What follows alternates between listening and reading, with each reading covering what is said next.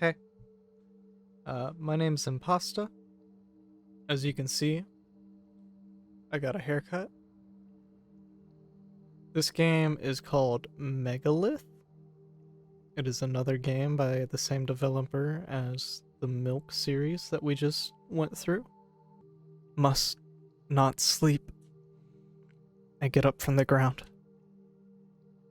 The once thick cloth of my suit, now smeared with dirt and wet snow, feels more like decrepit burlap. A hazy mist stands before my eyes. My helmet is covered with a thin layer of ice. I crack it with my fingers. Then check the oxygen tank valve. Is it still firmly in place? Yeah, seems like it.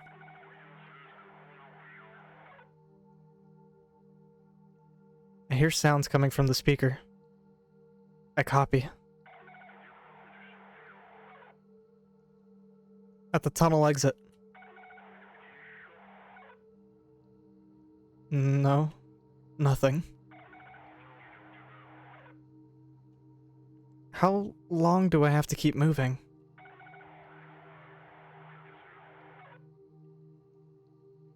We all have no idea about anything.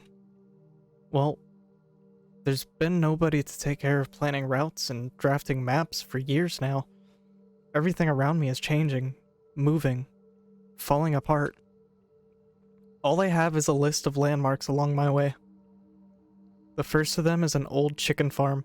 That place gave me the creeps. Then came the tunnels. Complete darkness.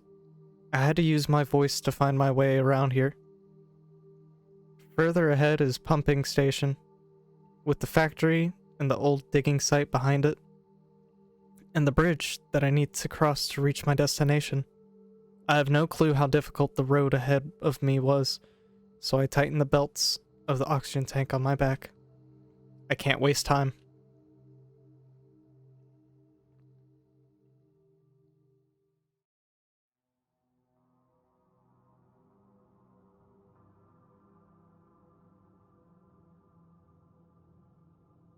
The surface air is too viscous.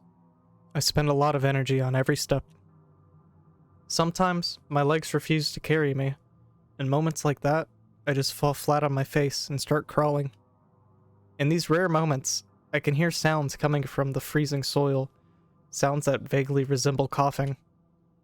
I've been coughing a lot myself lately. I can't really tell what time it is. During the day, the sun barely pierces through the thick gray veil, and during the night, a faint glow comes from everywhere. It's never completely dark outside. I haven't slept in more than a week, I think. Maybe I should have stayed there, at the tunnel.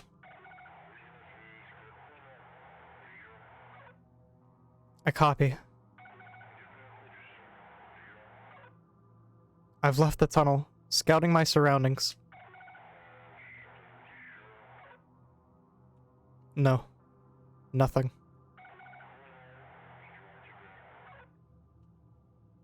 How long do I have to keep moving?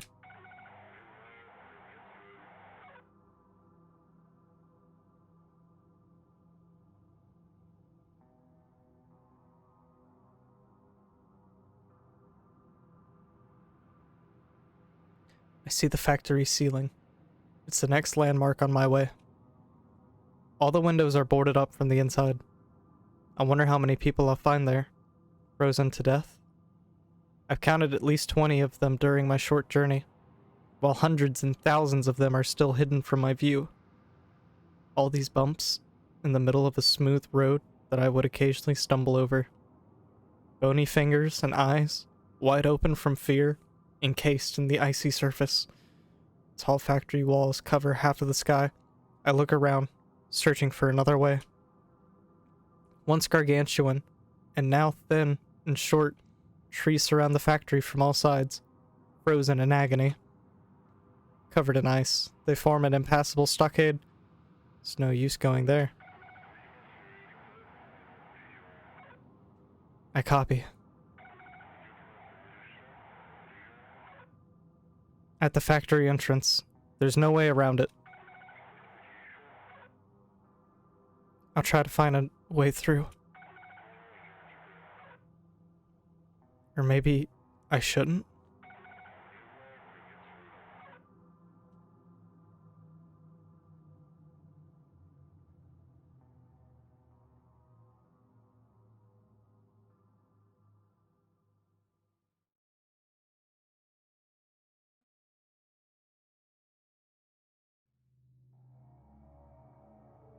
I find an entry point.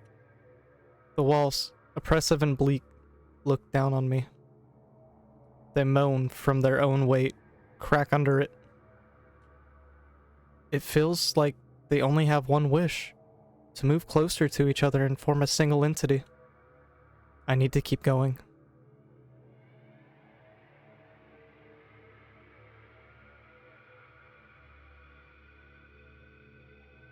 The concentration of poisonous gases is way higher inside closed spaces like this. I've already used all of my filters in the tunnel, so I was pretty much defenseless right now. If I move fast and don't lose my way in the dark, I'll survive. If I stumble even once, I'm dead. I should have let the concrete crypt crush me.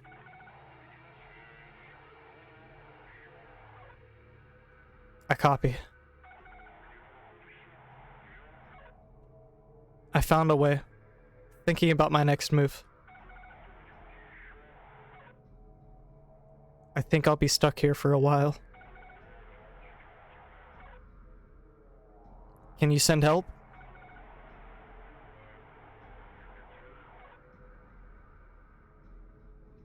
I pick up a rock and throw it into the black corridor. I heard an echo, so I close my eyes to imagine what awaits me ahead. Sound waves reverberate on the icy surface, spreading farther and farther. And then the echo suddenly stops. I rush forward.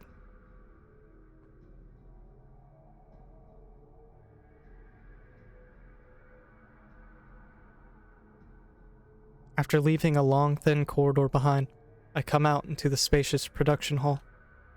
The floor here looks like a swamp. Bumps and molehills instead of the smooth concrete. And in the middle of it was a shallow pit. I made a couple of steps forward and fell down after stumbling on a branch peeking from the ground. I look closer. The branch turns out to be a twisted hand, its fingers spread wide. The molehills turn out to be heaps of human bodies. But why is this pit here? After taking a walk around the hall, I realize that there's no exit.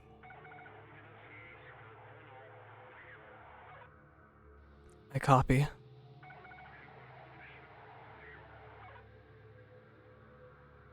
In a trap.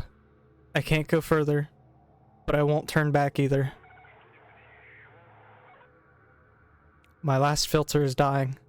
I have no more than an hour. There's only one thing bugging me. Why are you still alive?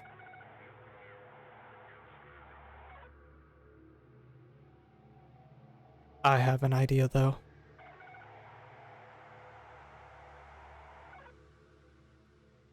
Do you think you can keep on tricking me?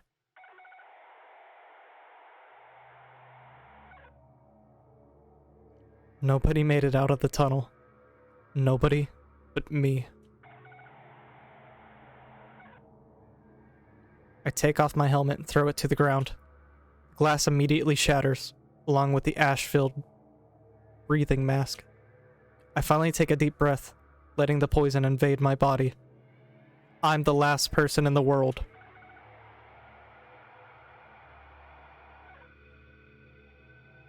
Even you. You are just my own voice, playing from a recorder. I've been on your leash for way too long.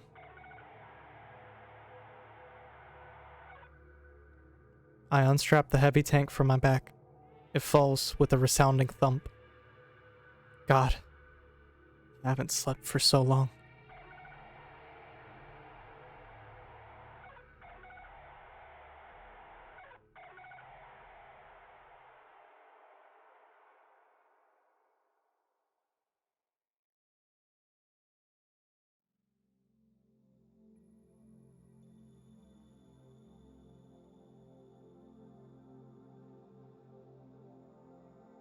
I'm finally at the bridge.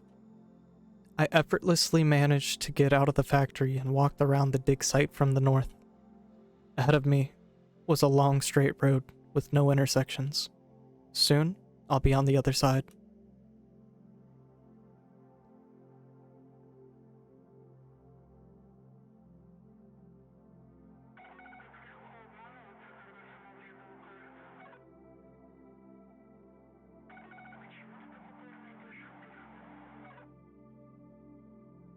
I see a flimsy metal ladder on one of the bridge's concrete supports. For some reason, it's not covered in ice, which means I can climb it. I feel like my journey wasn't a waste.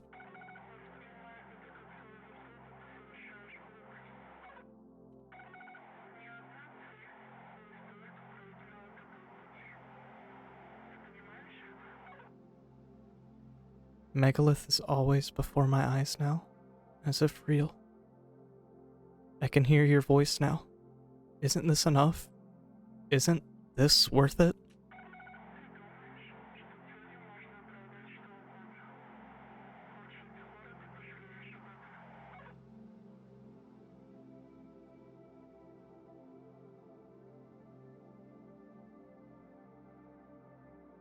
After climbing to the top, I fall on my stomach, powerless. My breath is ragged. I'm unused to breathing without a gas mask and a big oxygen tank on my back. The bridge is moving far away, toward the horizon.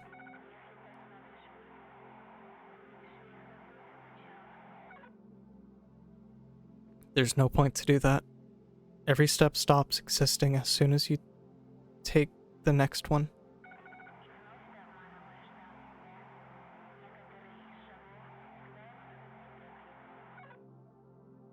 What does it matter if I'm the last person in the whole world? I take steady steps on the bridge. Rough surface. The spikes on my boots are grinding down. I don't care.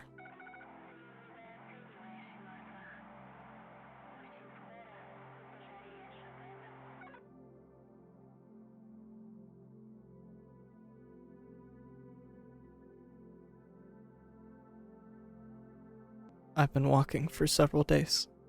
The bridge doesn't end.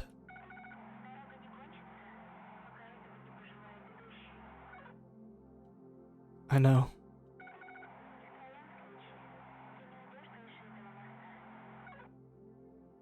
Think what you want. I'm sure a strong will can lead me anywhere I want.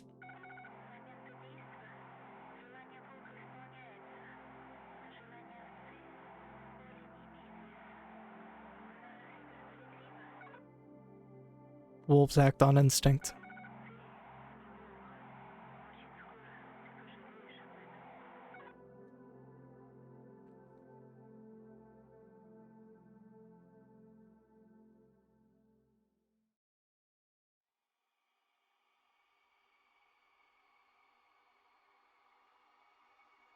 Several hundreds of hours later, I finally reached the end of my journey.